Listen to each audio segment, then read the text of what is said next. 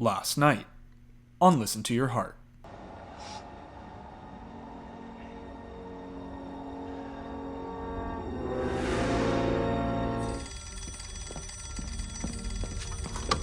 Iceberg, right ahead! Thank you. It's gonna hit! Listen to Your Heart Week 4 is here, and I have to give the people at The Bachelor some credit this week. I was invested in this episode. So many times this episode, I was getting angry, then sappy, then angry, then sappy again as it cut to Chris and Bree, then angry all over again. I'm in a glass case of emotion! I didn't understand a one word you said. Welcome to the Week 4 experience. Now, we left last week with the shocking elimination of, Bianca and Daryl? Becca, Danny. Yeah, those two. And now that the show has moved on to the performances, the couples have been really set. Natasha and Ryan, Bree and Chris, Matt and Rudy, Trevor and Jamie, Sheridan and Julia, and of course, Brandon and Savannah. They're pretty solid, and there's nothing that's gonna, break that apart. Are you sure about that? I don't know about you, Ryan, but being told by the judges they have no chemistry and Julia still being interested in Brandon are pretty strong indications otherwise. So Chris Harrison starts the week off with some big news. No, he's not handing out the songs for this week's performances just yet. He's got date cards. And not for our usual couples. This week they're going to be switching things up, throwing people from different relationships together to see what happens. It's meant to push you, to have a different perspective. In some ways, it may strengthen your relationship. And it totally has nothing to do with getting Brandon and Julia on a date together and causing a lot of drama. Julia, you're going on a date with Brandon. And at this point, Sheridan is looking at Chris Harrison like, dude. Why? And as I see it, this whole stunt was done completely for Brandon and Julia. Because take a look at where the other dates are going.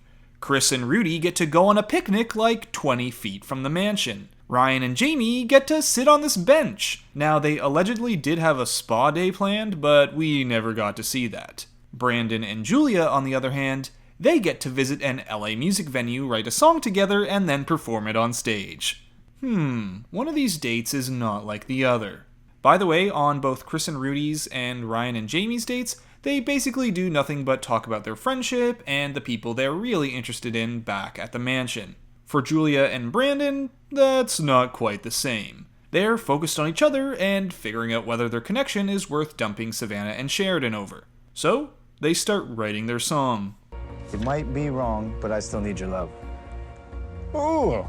I love it. I love that. Alright, the connections are becoming too real. So the two perform together and, well, I think we could all see this coming from a mile away. Performing with Brandon definitely is a moment where I realize I'm falling for Brandon. And while they're smooching and deciding to break things off with Sheridan and Savannah, I'm looking at the person who's to blame for all of this. This venue manager guy. 'Cause after he says this to them... I feel like y'all seem to have this vibe and connection. And this to them? Your voices really, really blend well together. You know Brandon's going to jump ship. I mean, after last week when he was told he and Savannah don't have much chemistry, and now this guy is saying he does with Julia, this one's on you, venue manager guy. So Brandon and Julia return from their date with a decision made. Julia comes into the room and everyone says, "Come on, sit down." But she pulls Sheridan aside. It didn't seem like that was going to be a positive conversation. We got a regular Sherlock Holmes over here. So Julia sits down with Sheridan, and you know it's always going to be a good conversation when it starts like this. I'm sorry. And Julia looks off to the side and takes long pauses, and Sheridan just knows he's getting dumped here. He can see the writing on the wall. So Julia tells Sheridan, after today, I know that I just can't. Can't what? I don't know why you're being so mean about it. I'm sorry. Yeah, Sheridan, stop acting like you're the one who's getting wronged here. Do you know how hard it is to dump someone? So Julia scrunches up her face and takes 2 minutes to finally let Sheridan know she can't move forward with him. The bones were just not good. And Sheridan says, alright, cool, good luck with Brandon, bye. You're seriously just gonna, like, walk away after that? Excuse me? I literally Excuse you, what? Sheridan, showing a patience I could never achieve in this situation, says, "What am I supposed to do, Julia? This isn't easy. Should I sit here and pat you on the back and comfort you while you dump me for Brandon?" And with that, Sheridan is out. There's always something better for amazing people like you. So to Sheridan, I say, you deserve the best. We always hope to see genuine people on the show, and I felt that from you. But now, it's time to move on to the other side of this, Brandon and Savannah. So, Brandon sits Savannah down and lets her know he still has feelings for Julia. How am I supposed to feel right now? I don't know. How do you want to feel? Alright, I see we're toning down the maturity level to that of kindergarten playground fighting. Savannah, though, comes back with an answer. How do I want to feel? Well, I want to feel like I'm not the second choice. I want to feel chosen, and I don't. Okay, I feel like you have somewhat of an attitude or an air about you that I'm not trying to fight you. It's gonna be like that, huh?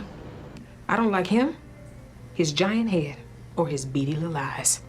That's all I got to say on the matter. Now, Savannah gets upset, which is hard to understand considering Brandon's been so warm with her all season. You want to do this, or you want to go home and cry? And then he resorts to calling her sweetie, like all the time. I deserve so much more than that. You deserve everything that you want, sweetie. Which is just everything you want to hear while getting dumped.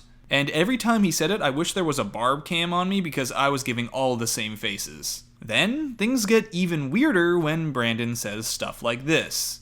My choice is my you. choice I'm is here Julia. for you. Because he's willing to go either way. If Savannah wanted him, he's open to talking about it. But Savannah's not. She's done, and she's not going to be anything other than someone's first and only choice.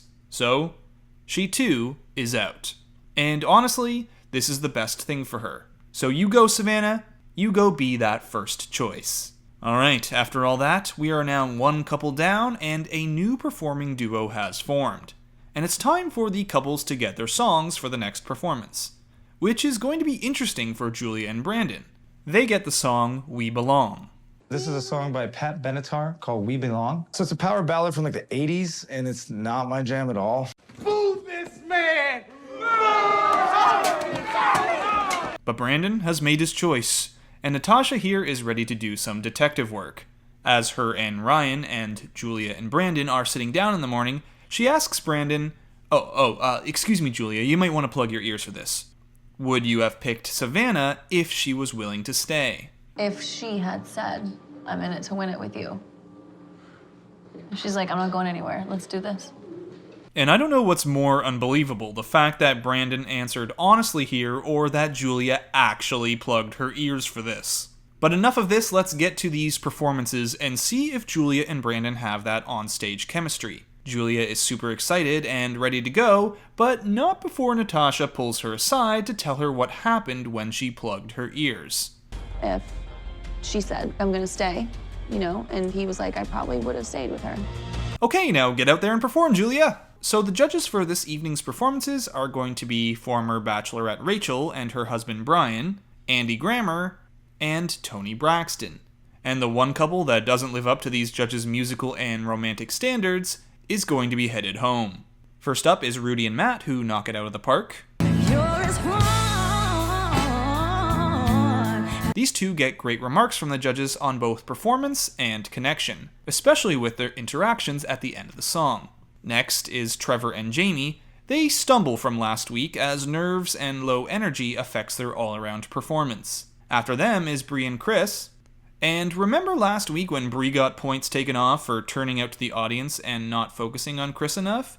Yeah, that doesn't happen this week, and everyone gushes over their connection, as Bree and Chris actually say they're in love with each other. And I said, I love you, but you didn't hear it. I didn't hear it, or else I would have said I love you. Following these two is Brandon and Julia singing We Belong, and here's the clip. We belong together, Ryan. So Chris Harrison comes out and lets the judges in on the background of Julia and Brandon over the past couple of days, that they're a new couple. And the judges are like, yeah, we could tell. The two get bottom marks on both performance and connection. Last up is Natasha and Ryan, who really nail the performance. Though once again, it's Natasha who's the standout. Your voice is unbelievable, my dear. Freaking crazy. Amazing. Which Julia is not a fan of at all. This is definitely not what I was expecting tonight. Natasha is a bad person. She thinks Natasha threw her off her game by telling her about Brandon right before the performance. But enough squabbling, it's rose ceremony time right there in the venue. First up getting the roses, Bree and Chris, of course. Next, Matt and Rudy, followed by Natasha and Ryan. And so it's down to this, Jamie and Trevor, and Julia and Brandon.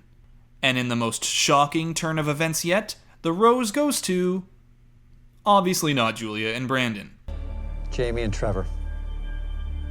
Meaning the saga of Brandon, Julia, Sheridan, and Savannah has finally come to an end. And these two are headed home. Julia gets extra upset, feeling like Brandon left her hanging, like he was up there doing a solo performance, and we finish the episode on these words. Now I know what I'm looking for is now a lot of what Sheridan was. Ah, what could have been. So, there you have it, the Week 4 breakdown and recap of Listen to Your Heart. Hope you enjoyed it, and be sure to like and subscribe if you did. The couples are moving on to Vegas next week, and we only have 2 more episodes of Listen to Your Heart to go. So until then, Bachelor Fantake, out.